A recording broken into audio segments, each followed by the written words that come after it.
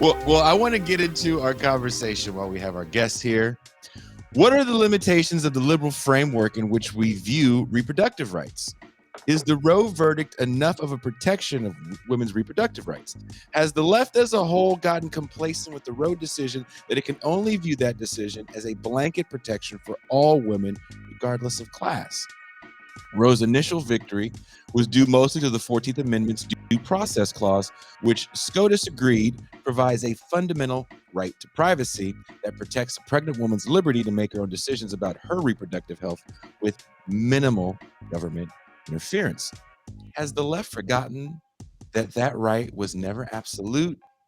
Even after Roe, and every woman's reproductive choices under Roe is subject to a balancing test against the government's interest in protecting women's health and prenatal life.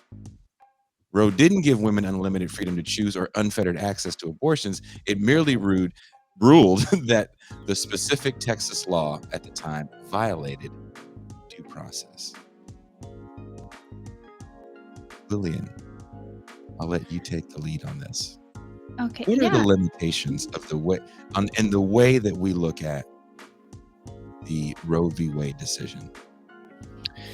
Well, I think so. First of all, Roe is a very limited, like legal precedent for reproductive rights in all the ways that you described. Like it's based on due process, the right to privacy. So you're fundamentally talking about what individual, that's why in our culture we say it's, my body, my choice. It's a choice I make between me and my doctor. That's like it sounds like it could be, but it's actually not yet saying that abortion is healthcare. Right. So like when we talk about healthcare, we say healthcare is a right. I mean, on the left, that's what we say. It's a right. Mhm. It's how you have it's a basis in which you're able to exercise other rights. We think about it in terms of a social good, social welfare, whatever language you want to use.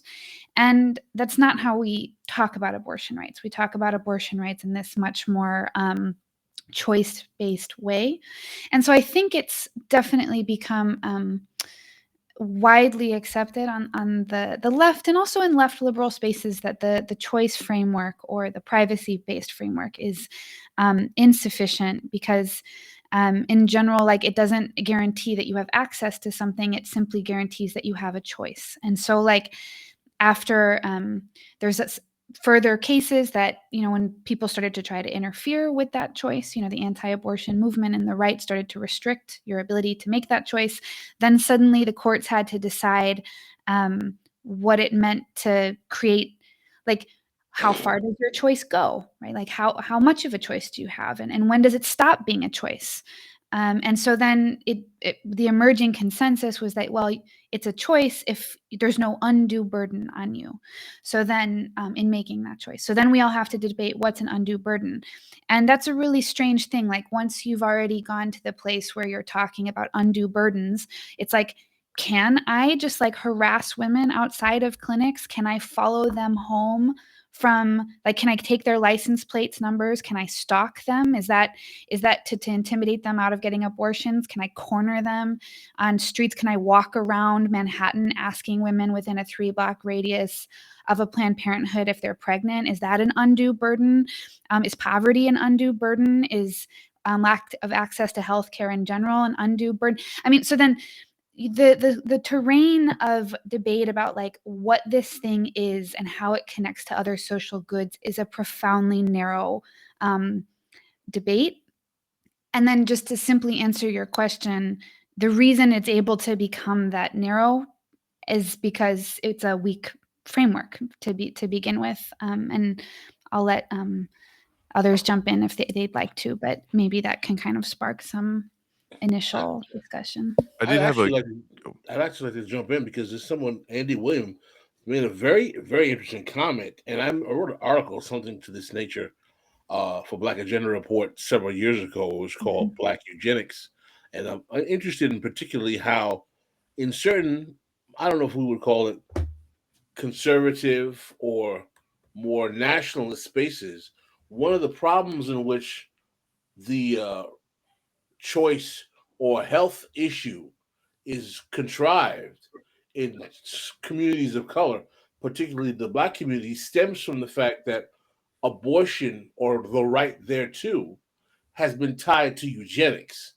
going Mhm. back to the early 20th century, Margaret Sanger, so on and so forth. And the way the whole issue is painted as if is under a conspiratorial belief that this is a racialized population control exercise. So you will see people talking about statistics relative to that 20 million Black children have been aborted since 1970, and so on and so forth. And this is kind of the normalized discourse that you would see in sometimes more nationalist spaces, to also even just straight up Black reactionary Christian spaces as well. In terms of pivoting the discourse to right to abortion as a healthcare choice, which I think is a very sound pivot, by the way, Lillian. How do we find a way to address the controversy that comes up when that type of history is leveraged in communities of color?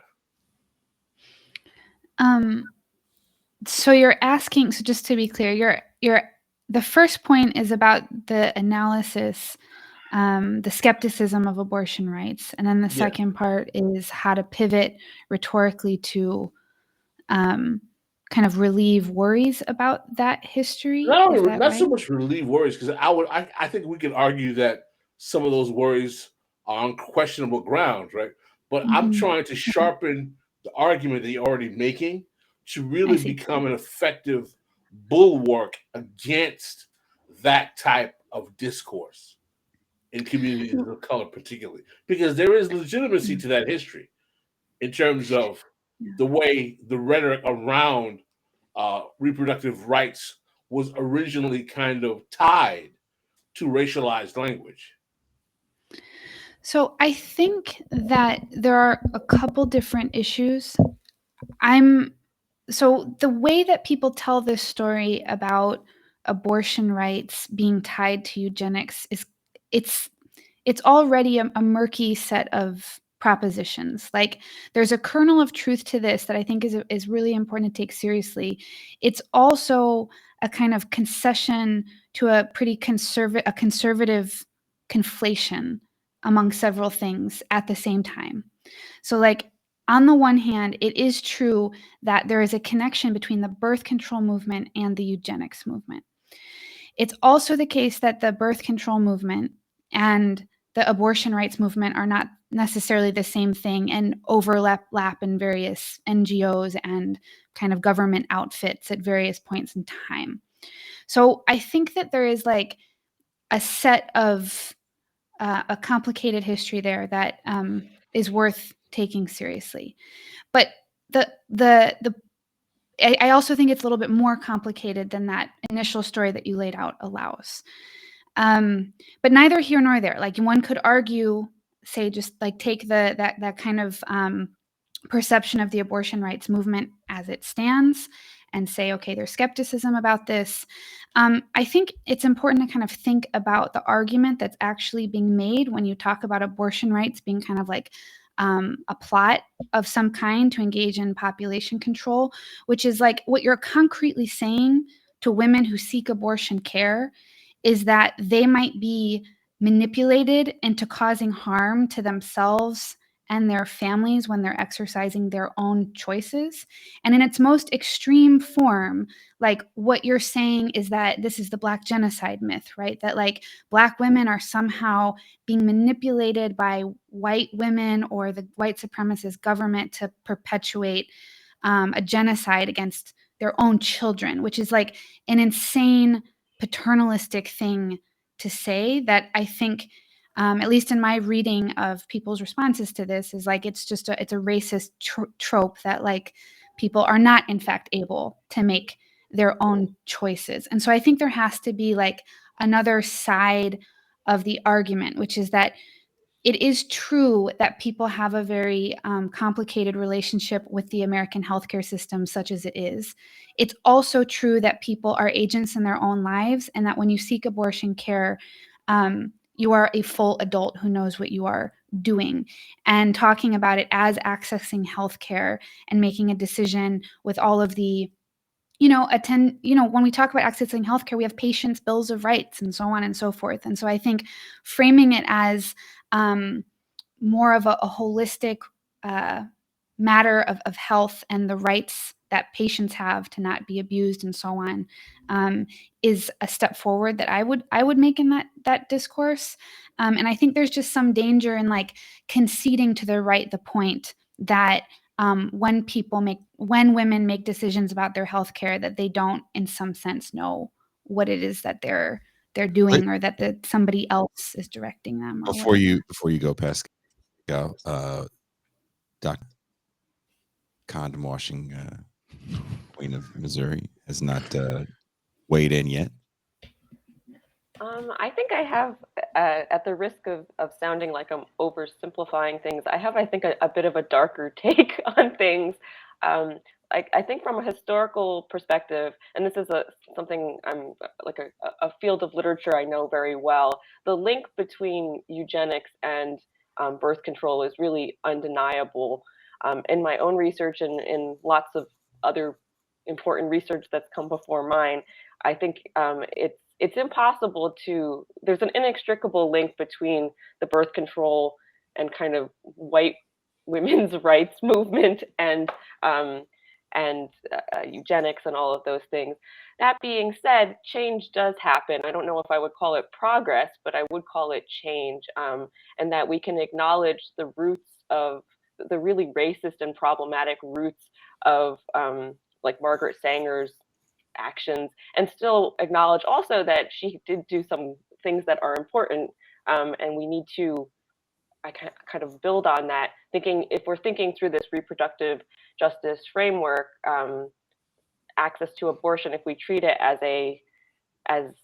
not just a right, but as part of treating an entire person holistically, it's normal, essential health care, then we move beyond whether somebody is systematically trying to destroy an entire community. Instead, we're focusing on human beings as whole individuals, worthy and deserving of the full kind of expression of healthcare. If that makes sense. What I wanted to interject, Jason, I know you probably have some really interesting thoughts as well, right? Is that I think both of you, thank you very much for your commentary. Lillian, you made a very, very, very interesting point that made me ponder the gender consequences of nationalism and community identification. And what do I mean by that, right? Ultimately, the anti-abortion rhetoric used by both the Black nationalist types or white conservatives is about the argument that the womb of individual woman is the property of communities or nations. Yep. Because if you really take let's talk about the eugenics birth control argument, and let's talk about the argument of those who are saying that this is racialized population control, right? Let's assume that it's true, that it was. What if a single Black woman who doesn't want to have a child simply says, and so what if it is? What does that have to do with my individual desire as a human being to decide what I want to do with my fate and my capacity to have this child?